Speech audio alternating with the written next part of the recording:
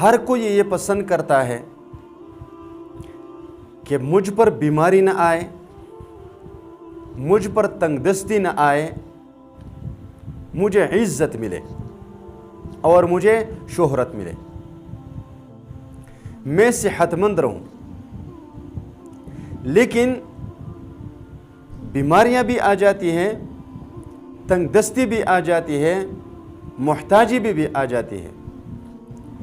اگر آپ ان تین چیزوں سے محفوظ رہنا چاہتے ہو کہ مجھ پر بیماری نہ آئے، میں محتاج نہ بنوں، مجھ پر تنگ دستی نہ آئے، تو آپ کو قرآن کریم کی ایک آیت روزانہ 3 مرتبہ پڑھنی ہے۔ اس آیت کریمہ کو جو بھی شخص روزانہ 3 مرتبہ پڑھے گا، وہ صحیح سلامت صحت کے ساتھ اس دنیا سے اٹھایا جائے گا۔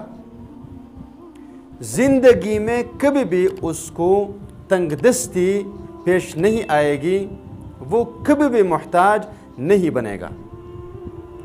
آیت کریمہ یہ ہے، 21ویں پارے میں ایک آیت کریمہ ہے، فطرت اللہ التی فطر الناس علیہا لا تبدیل لخلق اللہ ذالک الدین القیم ولکن اکثر الناس لا یعلمون۔